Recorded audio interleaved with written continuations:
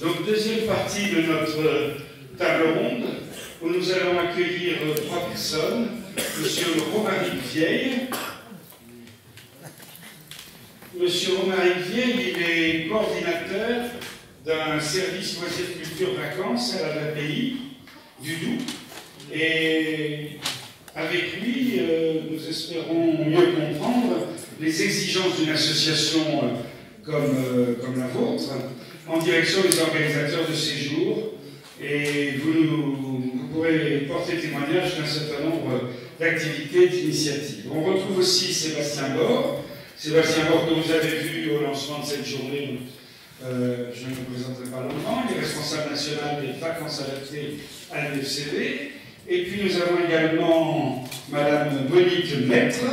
Monique Maître, elle est bien placée pour nous faire partager les questions, les attentes des familles. En tant que mère de famille, elle est partie prenante, son fils participe à des séjours, mais aussi elle est impliquée dans les relations entre les vacances adaptées, l'ADAPI et les familles. Et donc, voilà, elle a accepté de participer à cette table.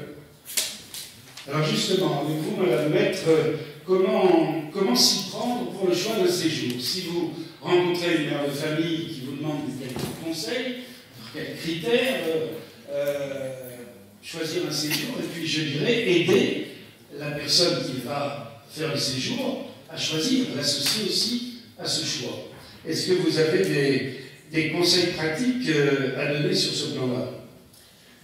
Bonjour, d'abord je vais déjà commencer par le début quand même. Je suis depuis de longues années, je ne suis plus administratrice, mais je suis responsable des vacances au sein de l'ADAPI. J'ai commencé à travailler il y a plus de 25 ans maintenant avec le Pascal Vallon à Lyon-Bonnerbe. Et nous nous sommes rapprochés de l'UFCV Franche-Comté pour des raisons de proximité. Les conseils qu'on peut donner à une famille qui vient pour un séjour de vacances, mon Dieu. Déjà, être sincère, bien cibler le handicap de son fils ou de sa fille, savoir quelle région on veut pour les vacances, est-ce qu'on veut la mer, est-ce qu'on veut la montagne, est-ce qu'on veut la campagne, surtout tenir compte aussi des souhaits du vacancier, ce qui n'est pas toujours fait, parce que moi j'ai vu des familles qui décidaient à la place du vacancier. Or je pense qu'un catalogue de ce plan en main, ceux qui sont suffisamment illustrés pour justement faire choisir le vacancier. La sincérité, remplir les documents que nous envoie l'organisme de vacances le plus, je reviens sur le mot sincère, sincèrement possible, parce que nous avons des vacanciers qui ne sont pas forcément toujours, j'allais dire facile à comprendre, c'est pas le mot qu'il faut employer, mais ils ont tous des handicaps mentaux différents. Moi, je vais parler plus spécialement de la trisomie, mais quelqu'un d'autre peut parler aussi de troubles associés. Et la trisomie est un handicap simple par rapport à certains handicaps, mais ils ont d'autres lacunes. Le langage leur manque souvent. Ils ne savent pas trop exprimer parfois ce qu'ils désirent, donc il leur faut un encadrement qui soit à leur écoute. Nous n'avons pas de conseils à donner aux familles, c'est à elles aussi, c'est bien les familles qui connaissent le mieux le vacancier. Actuellement, beaucoup de vacanciers sont dans des foyers. Je souhaiterais aussi que les foyers soient très à l'écoute des séjours proposés. L'UFCV me connaît suffisamment pour savoir que je suis exigeante. Mais je pense que face à nos vacanciers qui travaillent toute l'année, qui ont des difficultés quand même ils travaillent, ils ont les moyens de travail, ils ont leur transport, ils ont tout ça, ils ont besoin de vacances adaptées à eux, reposantes, et qui leur apportent le plus de satisfaction possible. Voilà, je ne sais pas si je me suis bien Oui, tout à fait. Mais nous n'avons pas spécialement de conseils à donner. C'est respecter les lieux, respecter le handicap du vacancier, respecter, bien choisir sa catégorie, ça c'est important aussi. Être à l'écoute de son fils ou de sa fille voilà. Et l'accompagner, l'associer à la décision, c'est quand même un axe, un conseil fort quand même. Moi j'ai vu certains vacanciers, il y a quand même déjà quelques années, partir le matin, on l'amenait presque alors qu'il n'avait pas du tout été préparé.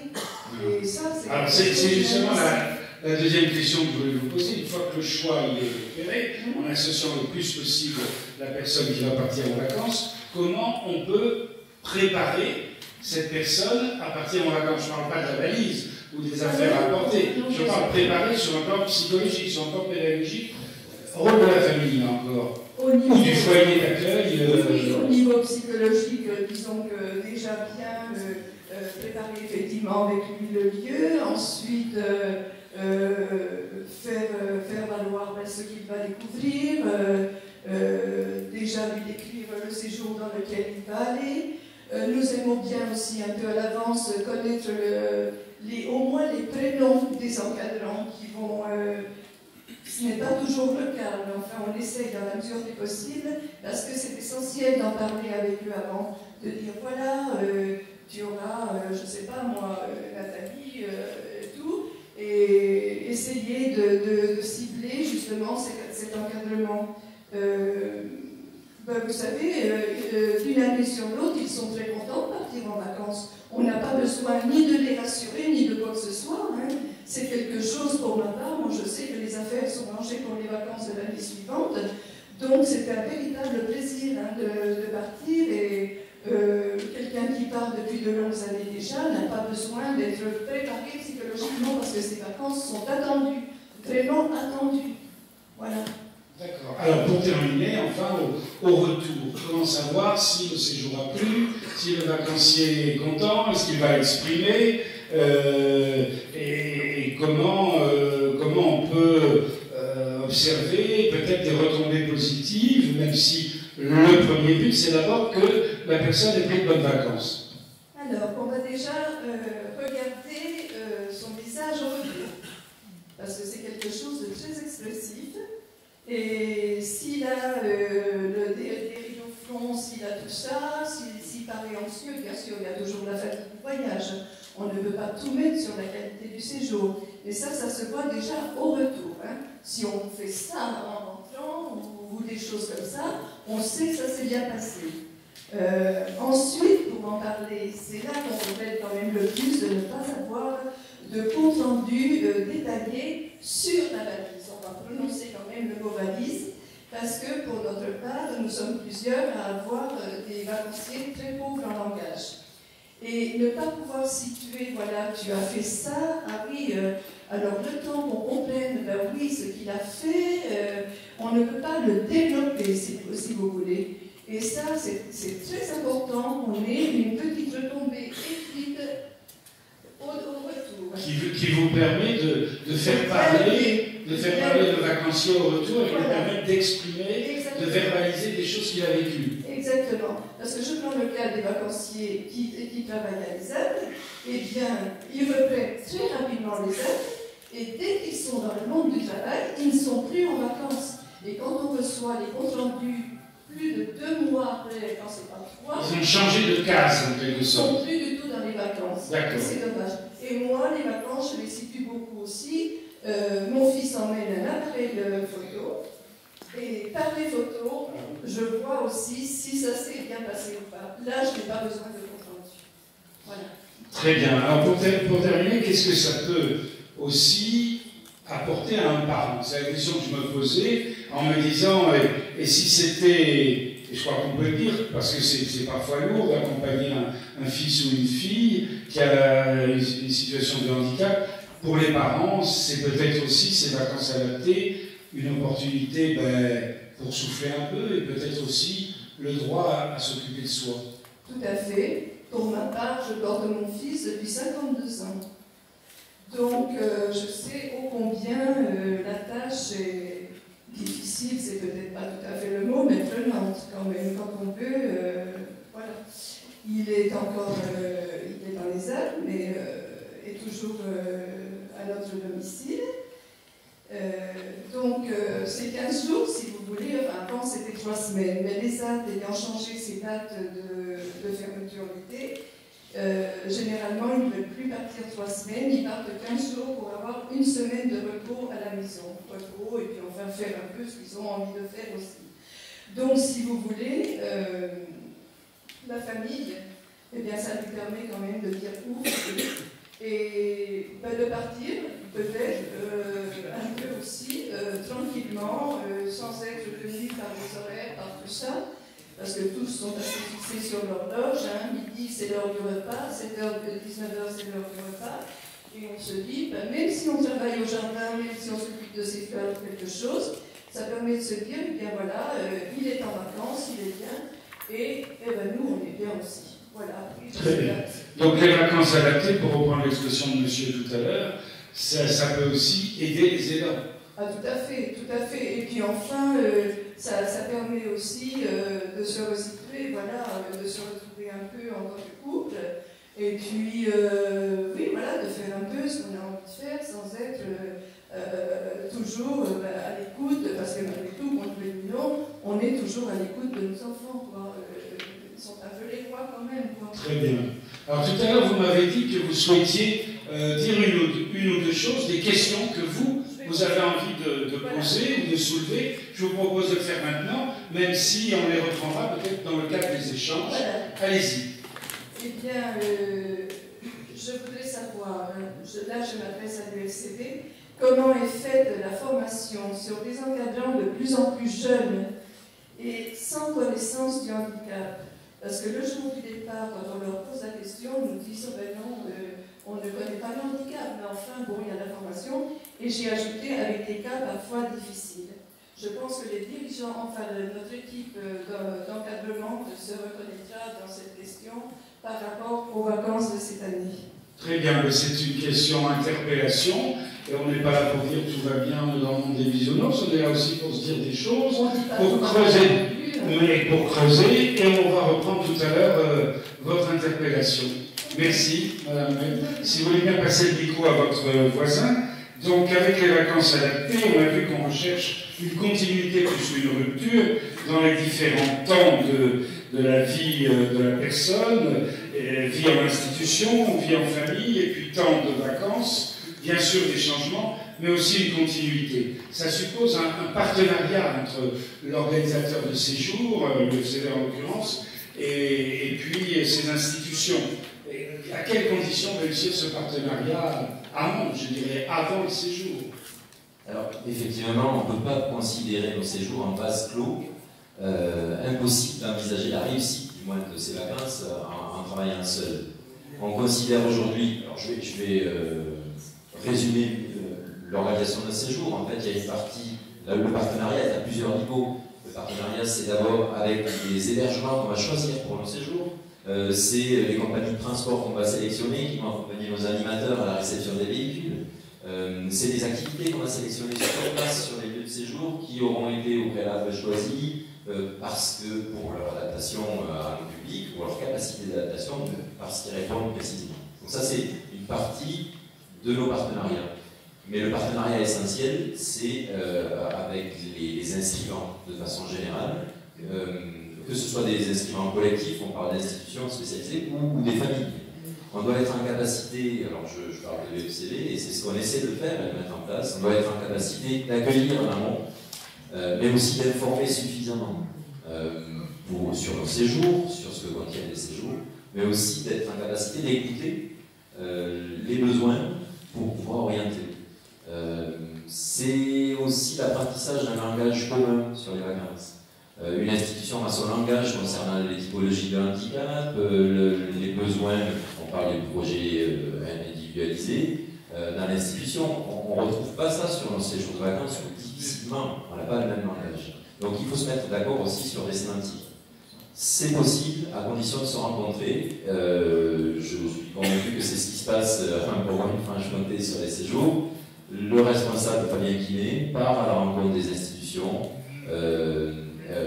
sur les collectif, donc, pour échanger sur nos séjours, mais aussi mieux comprendre les populations qui sont accueillies dans ces institutions et mieux cerner les problématiques.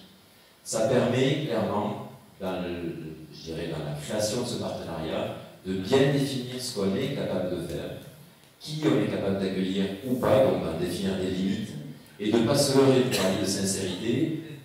Il faut clairement l'avoir, c'est ce qui permet de tisser une confiance pour le départ en séjour. Alors la confiance, ça tient à rien, mais la confiance, elle se tisse bien en amont. C'est pour ça que je ne crois pas aujourd'hui, et on n'est plus dans cette état d'esprit, je ne crois pas qu'un départ en vacances puisse se faire sur une simple volonté de prestation. On achète un séjour, la personne part. On n'est pas dans cet état d'esprit. C'est avant le séjour, mais c'est aussi pendant. On a beau tout prévoir, jusqu'à la valise parfaite. En séjour, il y a des aléas. Il y a des interactions entre les personnes. Puis on est chacun sujet à son caractère, etc. Et nos animateurs ont besoin d'informations même pendant le séjour. Donc je suis convaincu que vous avez dû être interpellé quelquefois pour avoir des réponses concrètes. Il ne veut pas manger depuis 2 jours, qu'est-ce que je fais? Les animateurs appellent les familles. Ça, c'est du partenariat aussi. Famille ou éducateur, hein. Et c'est une nécessité. Donc une confiance, un partenariat, certes, mais au-delà du mot, c'est une confiance qui se construit petit à petit par des échanges en amont des séjours et par une capacité aussi d'être en relation, y compris pendant le séjour. Exactement. C'est une confiance dans les éléments qui vont être transmis par l'inscrivant et dans la capacité de l'organisateur que nous sommes à les prendre en compte sur le séjour. C'est une confiance donc mutuelle. Si les informations ne sont pas suffisantes, on sera en difficulté sur séjour. Si elles sont complètes et qu'on ne les prend pas en compte, on sera aussi en difficulté. Donc c'est bien un échange mutuel. Très bien. Sébastien, passez le micro à votre voisin. On reviendra sur vous brièvement dans un instant pour boucler cette table ronde. Donc, Monsieur Romaric Vieille, comme vos camarades, j'ai envie de vous dire, présentez en quelques phrases, s'il vous plaît, votre structure et votre action, et puis ensuite, je vous poserai une question. Très bien. Alors, je suis déjà désolé, je parle très vite. Quelques phrases, ça va être difficile de résumer ça. Alors, le SLCV, c'est le service loisirs culture vacances de l'ADAPI du Doubs. C'est un service alors, qui est un petit peu innovant, même si, vous allez voir, il y a beaucoup de similitudes avec ce qu'a pu présenter la collège tout à l'heure. Alors déjà, la complémentarité et la supplémentarité avec les équipes éducatives. Ça, on y tient vraiment, c'est-à-dire qu'on est là pour proposer du loisir à des personnes, en plus de ce qui se fait déjà dans les foyers, qui font déjà du très bon boulot.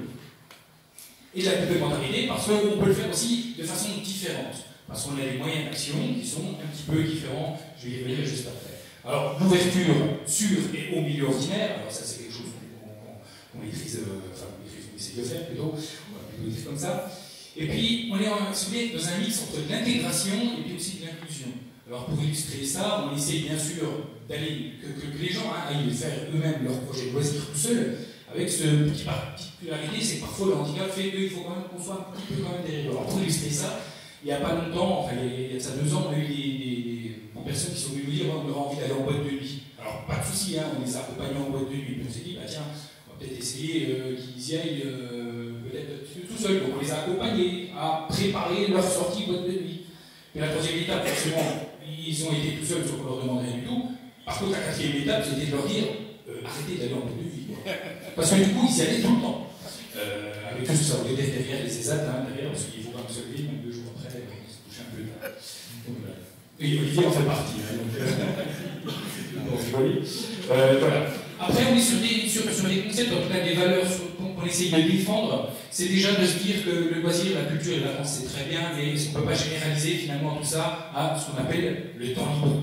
Parce que c'est des gens, vous savez, qui sortent du foyer, qui sortent de chez eux, qui prennent parfois une navette, qui prennent parfois le bus, qui vont vite à l'ESAT. À l'ESAT, ils prennent le bus, la navette, et puis finalement, qu'est-ce qu'ils passent? Ils retournent chez eux, qui sont enfermés parce qu'on leur a toujours dit méfie-toi, le monde à l'extérieur, c'est terrible. Donc finalement, surtout avec des gens qui sont finalement très très seuls et. Ou le tram. Le tram, oui. On peut prendre le tram. Et puis, c'est possible. Et du coup, oui, sur la solitude, du coup, ça c'est quand même bien des gens qui sont seuls. Et du coup, on essaye vraiment de travailler dans notre service sur ce qu'on appelle, alors ça fait partie de la petite affiche, sur le lien social, c'est comment on retisse du lien entre eux, déjà, et puis avec le milieu ordinaire, puis pour le milieu ordinaire, parce que c'est important. Alors tout à l'heure, il y avait l'adjoint au maire, hein, qui parlait qu'on était tous handicapés. Alors là, moi je rejoins là-dessus, on est vraiment tous handicapés. Pas forcément dans le même domaine, mais en tout cas, on est tous forcés. Donc voilà, ce lien social, vraiment, qu'on essaye de défendre par beaucoup de moyens. On essaye aussi, alors on essaye de rendre acteurs de leurs loisirs, de leurs vacances, les personnes handicapées intellectuelles qu'on accueille. Mais j'ai envie de dire, allons plus loin, essayons de les rendre auteurs.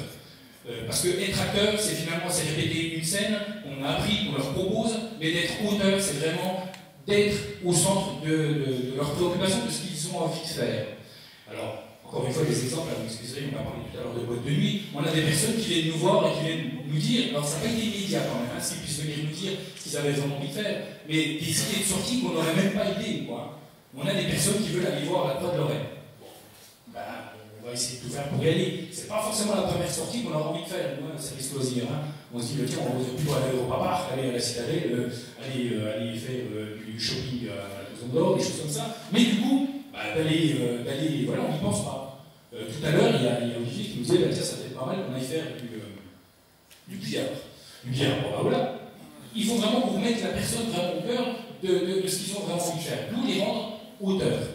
Dernier petit exemple que je trouve assez surprenant. En tout cas, voilà, sur Besançon, on a une personne qui est venue nous voir et voulait absolument aller au Hellfest. Alors, le Hellfest, je ne sais pas si vous connaissez un petit peu. Hein, c'est un festival de musique, voilà, il y a ici là-bas, donc ils ont envie d'y aller. Ils ont envie d'aller au Hellfest.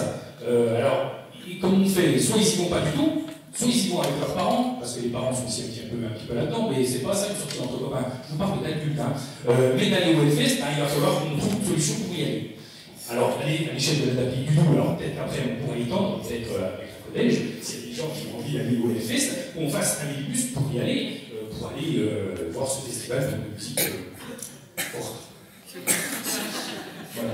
Et puis, l'autre particularité qu'on a aussi avec notre service, c'est qu'on cultive, par contre, cette, j'ai envie de dire, entre guillemets, indépendance avec les structures éducatives, les gens qui les accompagnent au quotidien. Dans notre service, on se revendique éducation populaire. Alors on a un service d'éducation populaire, je viens de dire, dans un monde d'éducation spécialisée. C'est pas facile, bien sûr, parce qu'il y a beaucoup de différences, mais il y a aussi beaucoup de complémentarité. Et voilà, on revendique vraiment cette chose-là parce que quand des gens viennent en boîte avec nous, il n'y a pas de raison que leur éducateur le sache. Voilà, pas de raison, après tout, vous ne téléphonez pas à votre patron pour dire tiens, j'ai été en boîte de nuit cette nuit, c'était super, des choses comme ça. Donc vraiment, on essaye de cultiver cette indépendance. Et alors, ce n'est qu'un exemple, on a un logiciel, la DAPI du Doubs, qui reprend toutes les interventions que peuvent faire les travailleurs sociaux avec les personnes handicapées intellectuelles. Moi, je n'y ai pas accès et puis je ne veux pas y avoir accès. Voilà, c'est-à-dire que je ne veux pas savoir ce qui se passe dans le boulot, c'est des choses qui restent là-bas, et voilà. Alors, dans les moyens qu'on a, c'est important d'en parler parce qu'effectivement, on a une équipe de bénévoles, c'est important de le dire. Et puis, on a aussi un lieu qui est aussi un petit peu peut-être innovant, c'est ce qu'on a appelé, nous, l'espace temps libre. C'est un espace temps libre où on s'est dit, voilà, les gens peuvent venir un peu comme un GEM, je ne sais pas si vous connaissez un GEM, un bar associatif. Les gens viennent et repartent comme ils veulent. Je parle des gens parce que du coup, c'est pas que des personnes handicapées intellectuelles, parce que n'importe qui peut venir. Tout à l'heure, on parlait de partenariat avec l'ESCD, c'est très souvent qu'il y a des animateurs de l'ESCD qui passent. Mais moi, ça ne me dérange pas du tout. Ils viennent boire un café, ils viennent, voilà. Encore une fois, on est vraiment sur le lien social. On a arrêté d'acheter des jeux et on achète des kilos de café. Voilà. Les jeux, tout ça, alors c'est vrai qu'ils en utilisent quand même quelques-uns, mais aujourd'hui, on est vraiment sur ce lien social. Et puis, de se dire que les gens viennent chez nous avant tout pour retisser du lien social parce que c'est une demande qu'ils ont, quoi qu'il en soit. Je vais me dépêcher. Bien que vous êtes assez, mais je vais me dépêcher quand même. Donc, autre moyen, et c'est important aussi de signaler, parce que du coup, on est bien aussi aujourd'hui, enfin, ça va bien avec ce qu'on dit aujourd'hui, c'est sur des histoires de réseau.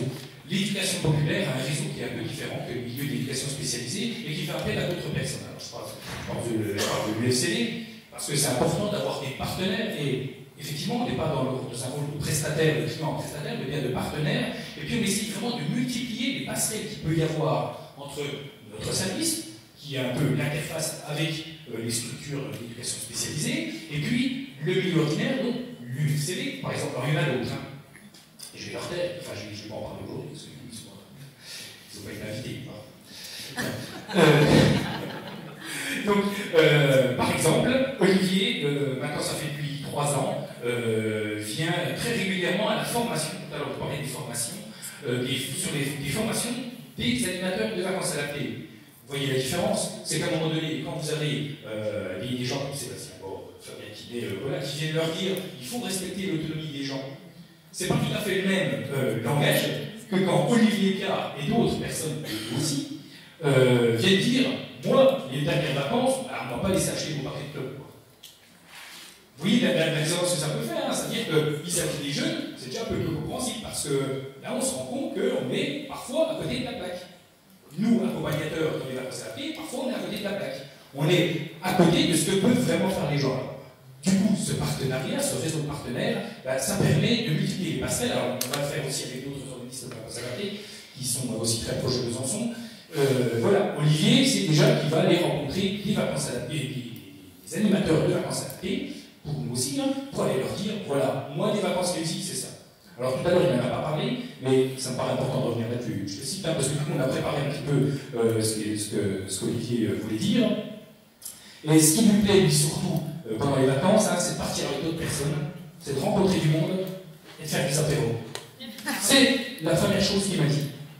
D'accord? Après, il m'a parlé des animateurs, il fallait qu'ils soient en sécurité, il fallait que les animateurs soient sympas. Mais du coup, encore une fois, on est bien sur cette nécessité de lien social et de rencontre. Ouais.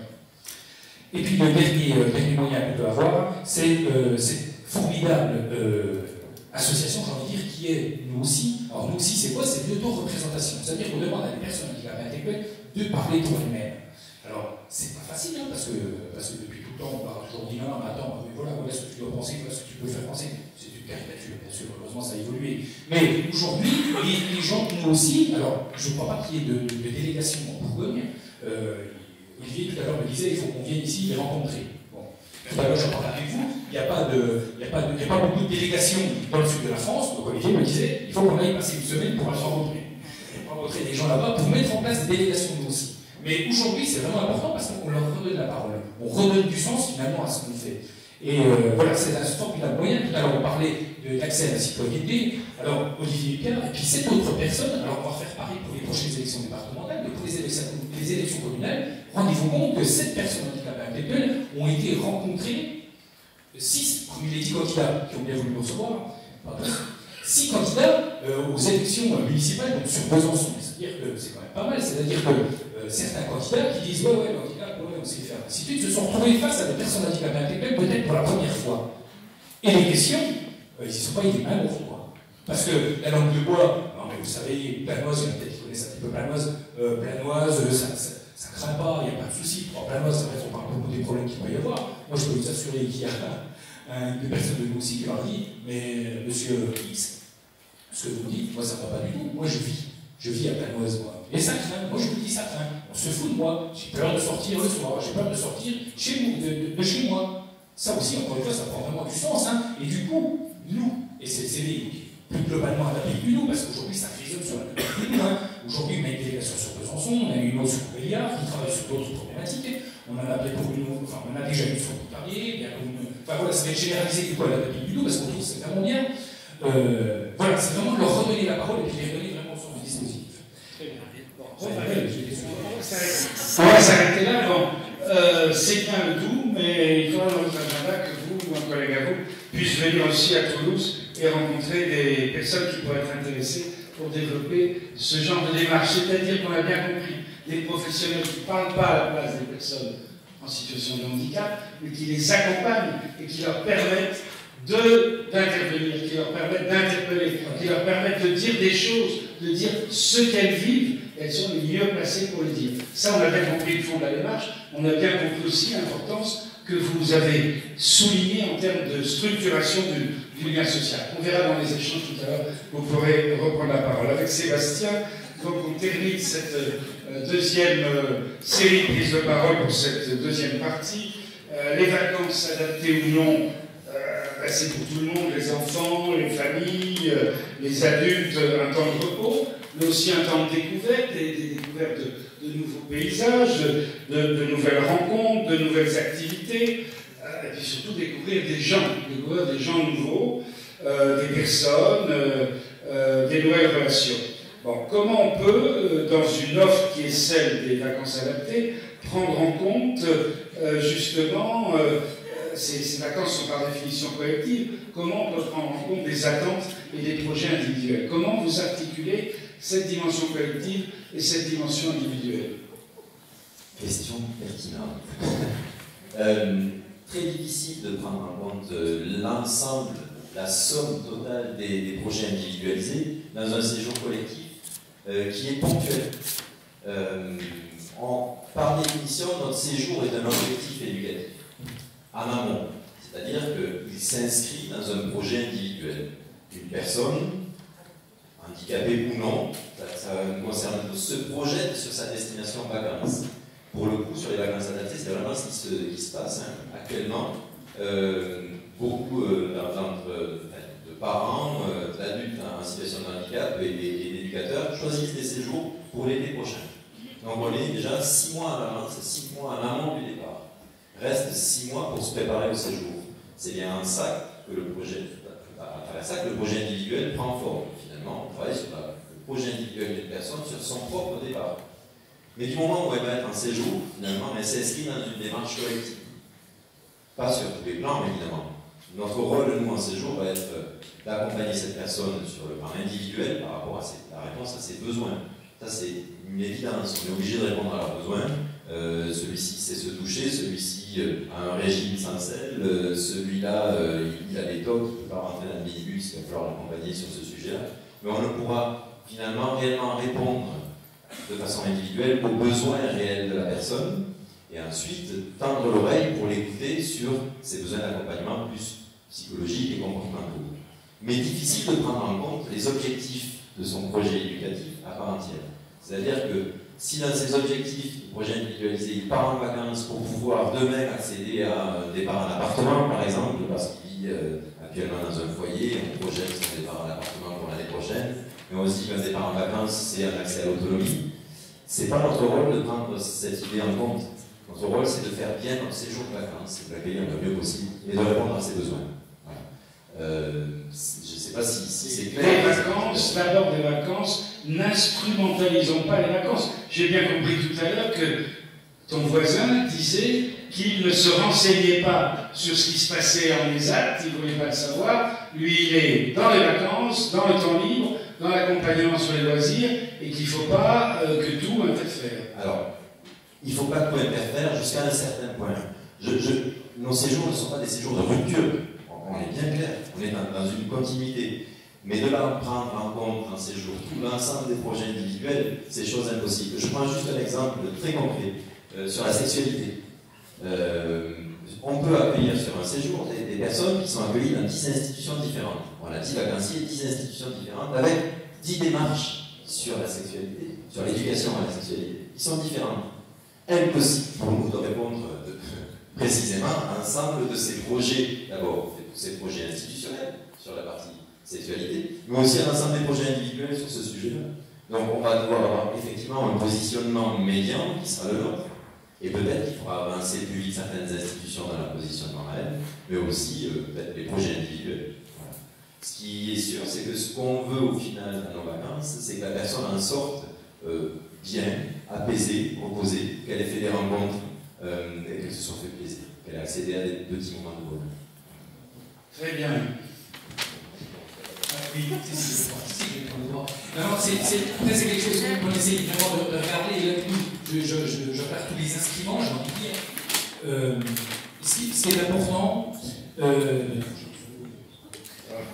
Eh bien, ça va revenir dans le cadre des échanges. Non, c'était sur l'importance que ce soit bien des associations d'éducation populaire, que ce soit bien des animateurs et pas des éducateurs. Effectivement, c'est aux équipes inscrivantes de vérifier que le projet correspond bien au projet de vie de la personne, mais c'est pas à l'ECV de vérifier que leurs vacances correspondent bien au projet de vie de la personne. Vraiment, je crois que c'est vraiment important pour les vacances que ce soit des animateurs et pas des éducateurs. Voilà. Allez-y, et puis une fois que vous avez préparé avec votre voisin, et présentez-nous. Moi, je suis l'accompagnatrice de Vincent Schmitt, qui est agent de développement du CEPC de Besançon, Centre Municipal Pierre-Bébé, et vice-président de l'association Entre-temps Escalade. Ou Escalade. Monsieur Schmitt m'a demandé de vous. Donc, il y a une remarque dans un premier temps à Madame pour répondre à Madame Maître sur les encadrements de plus en plus jeunes. Donc, M. Schmitt dit que la citoyenneté des personnes en situation de handicap, c'est aussi avoir affaire à des personnes qui sont en dehors du domaine et qui ont un regard différent par rapport aux maisons spécialisées. Donc voilà, c'est la remarque que M. Schmitt voulait apporter. Et pour M. Bord, par le fait, donc sa question est la suivante. Par rapport au coût des séjours, je voudrais savoir les pratiques sur les transferts des prix de journée entre les institutions et les organismes de séjour. J'entends bien effectivement le fait qu'on doit comprendre que les éducateurs, que les encadrants sont de plus en plus jeunes.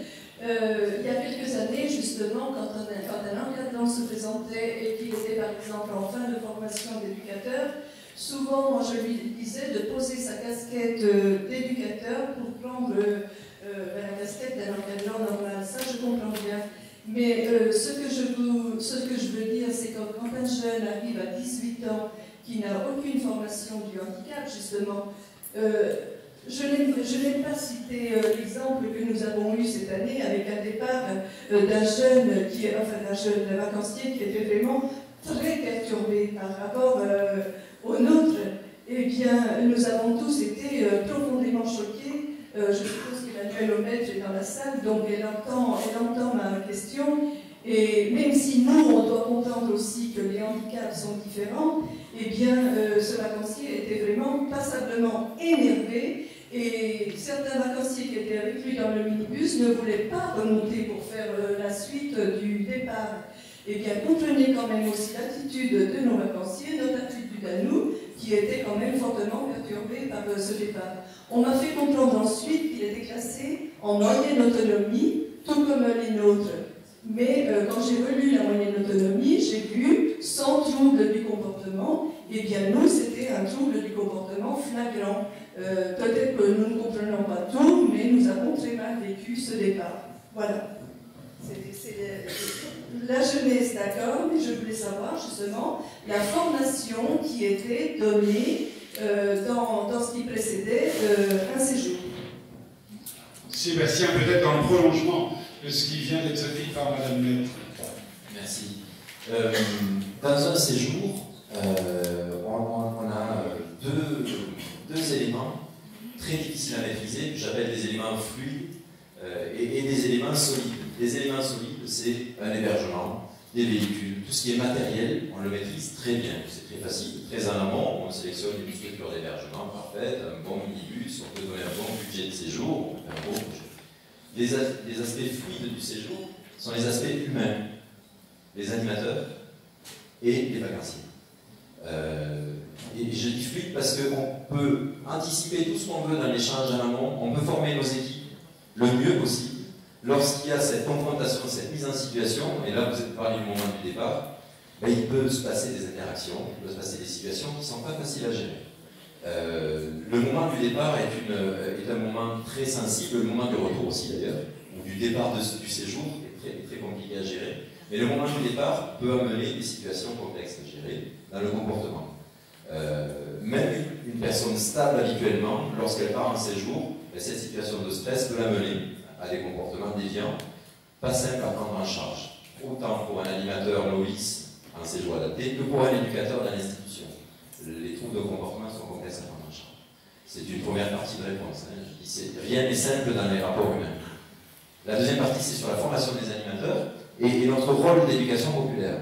Alors on est partagé entre les deux, entre dire il faut que nos séjours soient sécurisés, donc il nous faut des animateurs compétents, mûrs et efficaces. Et en même temps, pour avoir des animateurs sur le terrain qui viennent s'engager 15 jours pendant l'été, ben, on va ouvrir notre champ d'éducateurs populaires, on va accueillir des jeunes et des moins jeunes. Et donc nos équipes sont mixtes finalement, entre des personnes qui vont avoir de l'expérience et d'autres qui en auront moins. Notre rôle, nous, d'association, d'organisateurs, c'est de former ces personnes, de les accompagner aussi dans leur préparation et de favoriser un départ dans les meilleures conditions qui soient. C'est pas facile, clairement. La moyenne d'âge des équipes est variable en fonction des régions. On est dans certaines régions à 27, 28 ans de moyenne d'âge. C'est une moyenne, donc il peut y avoir des gens de 20 ans et des gens de 35 ans qui vont encadrer. Ce qui est sûr, c'est que dans chaque séjour, il y a un directeur de séjour qui, lui, pour le coup, a l'expérience du handicap, l'expérience des séjours et une formation adéquate, et une équipe d'animation qui, elle, va être mixte, on dira, entre des personnes qui ont déjà eu l'expérience et d'autres qui n'en ont pas eu, et puis des personnes qui découvrent le jour J, peut-être, quelquefois, quand il y a eu l'opportunité d'une rencontre, par exemple, pas d'information, qui vont rencontrer pour la première fois, ou être en première fois en situation avec un handicap.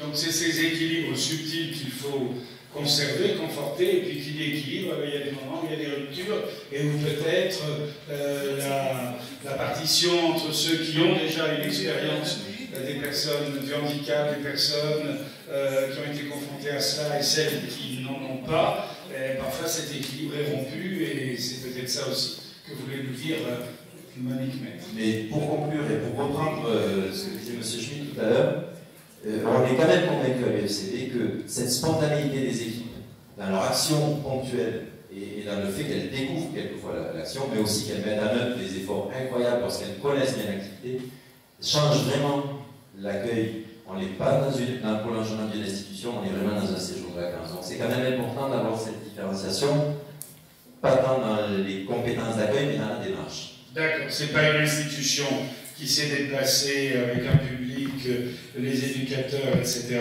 C'est un groupe de personnes en vacances qui proviennent et d'institutions et de familles dans la diversité et qui vont être accueillis, accompagnés d'abord pour passer des vacances. D'accord.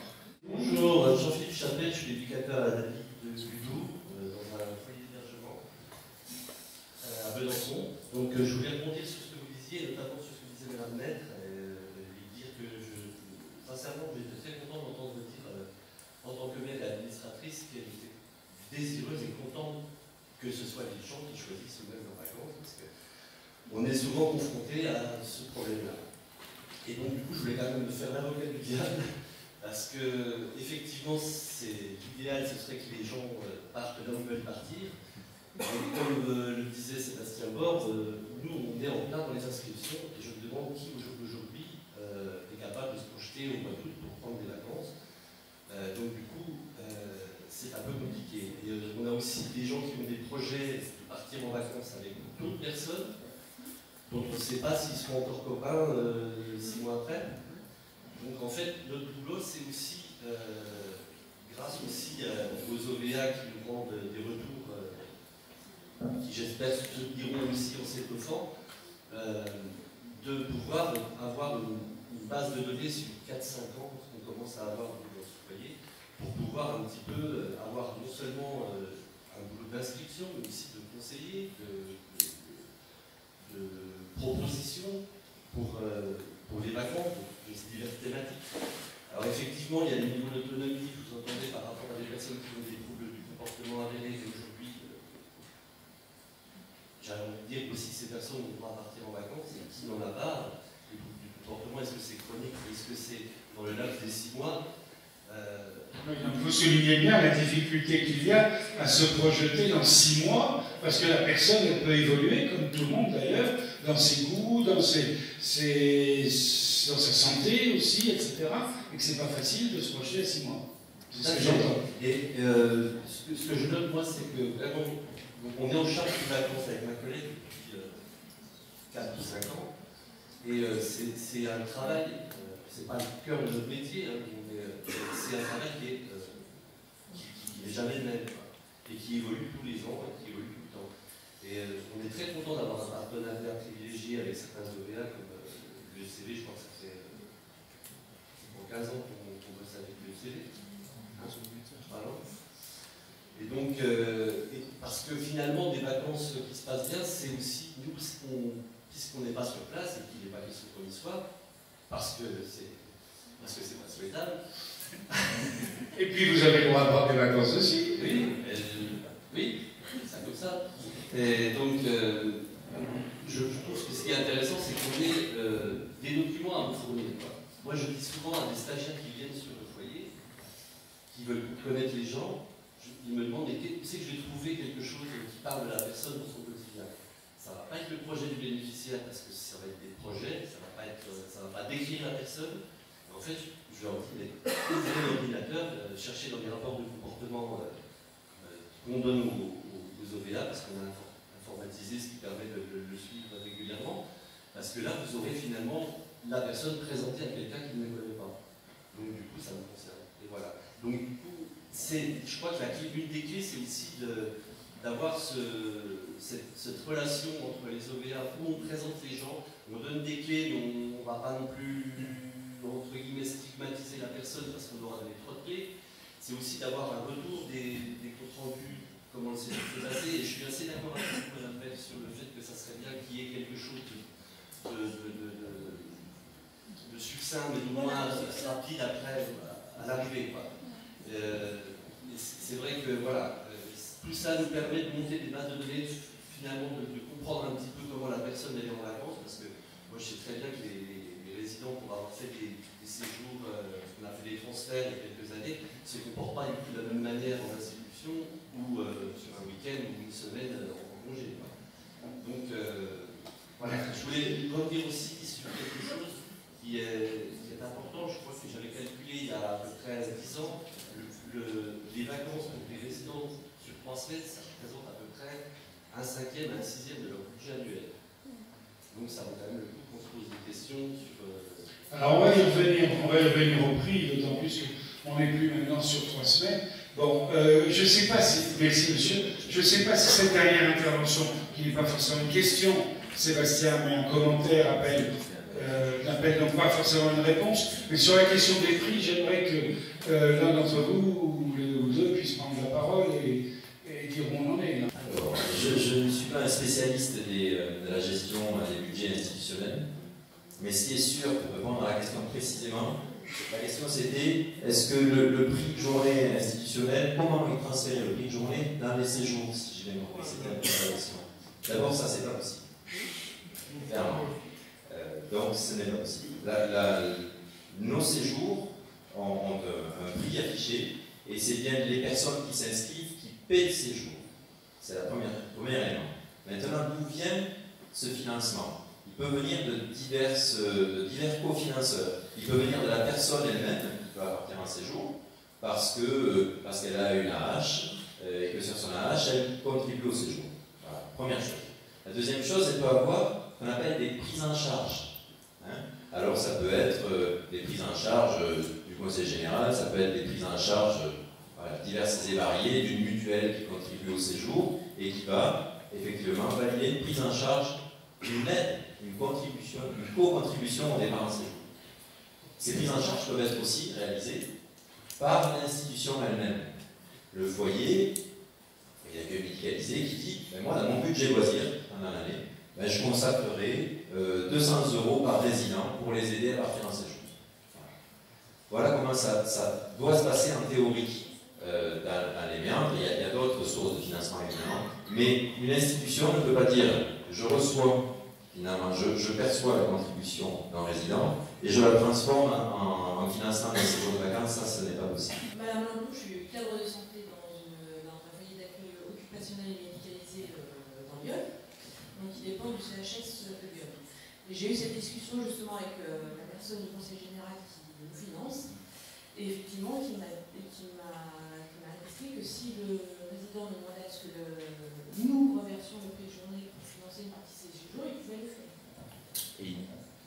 Voilà. Mais c'est pas comme ça. En fait, il envoie la facture du séjour. Ça se passe pas comme ça. Il envoie la facture du séjour à l'établissement et l'établissement reverse le prix de journée au résident.